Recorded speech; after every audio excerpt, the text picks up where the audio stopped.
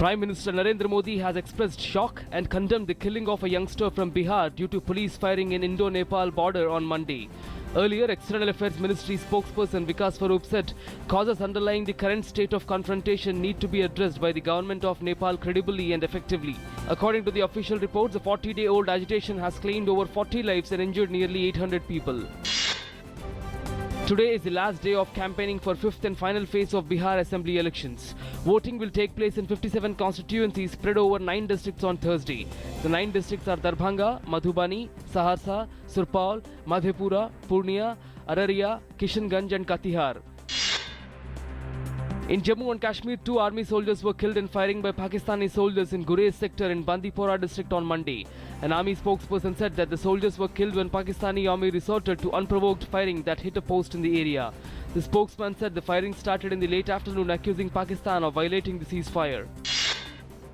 Indian police team on Monday for the first time questioned underworld don Chota Rajan, and officials believe that he could be deported to India in the next 2 to 3 days. While being taken out of the detention center, Rajan told reporters that Dawood Ibrahim is currently hiding in Pakistan under the direct patronage of ISI. Rajan was arrested in Bali upon arrival from Australia on October 25th.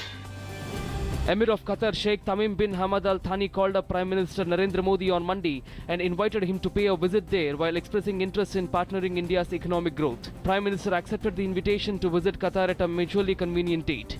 During the telephonic conversation, the two leaders also discussed measures to further deepen bilateral cooperation, including in the areas of trade, investment, energy, security, defense, culture and people-to-people contacts. The Uber cab driver who was held guilty of raping a woman passenger in his taxi and trying to strangulate her while committing the act last year is likely to be sentenced today by a Delhi court. He was convicted by court on October 20th. Norway has reiterated its support for India's membership of Missile Technology Control Regime and Nuclear Suppliers Group and as a permanent member of UNSC. External Affairs Minister Sushma Swaraj on Monday met Norwegian Foreign Minister Bård Brent. This is the third meeting in the last 18 months between the two counterparts. Norway's Foreign Minister is in New Delhi to attend the 5th India-Norway Joint Commission meeting. Addressing a joint press conference with Indonesian Vice President Yusuf Kala in the Indonesian capital, Vice President Hamid Ansari said that India and Indonesia are both committed to increasing bilateral trade and mutual investments as well as expanding cooperation in defense and counter-terrorism. Vice President, who is on a 5-day visit to Indonesia, also said that both nations were on the same page on several issues. Maharashtra government has decided to lift the storage limit it imposed on imported pulses, cooking oil and oilseeds to keep a check on the spiraling prices of food grains. Restrictions on storage of pulses had been imposed by the state government on October 19th following directions of the centre. These restrictions included imported food grains as well. Since 1977, there has been no limit set on stocking of pulses. The price of non-subsidized cooking gas LPG has gone up by 27 rupees 50 paise a cylinder. Now 14.2 kg cylinder in Delhi will cost 545 rupees. In Kolkata it will cost 575 rupees and in Mumbai it will cost 555 rupees and in Chennai the price will be 559.50 rupees per cylinder. The non-subsidized LPG price was last cut on 1st of October by 42 rupees a cylinder. In the international news, Russian airline whose jet crashed in Egypt killing all the 224 people on board said on Monday that the disaster could not have been caused by a technical fault or human error. Deputy General Director of airline Kogalimavia, Alexander Smirnov, said that the crash could only have been resulted due to some other mechanical or a physical action.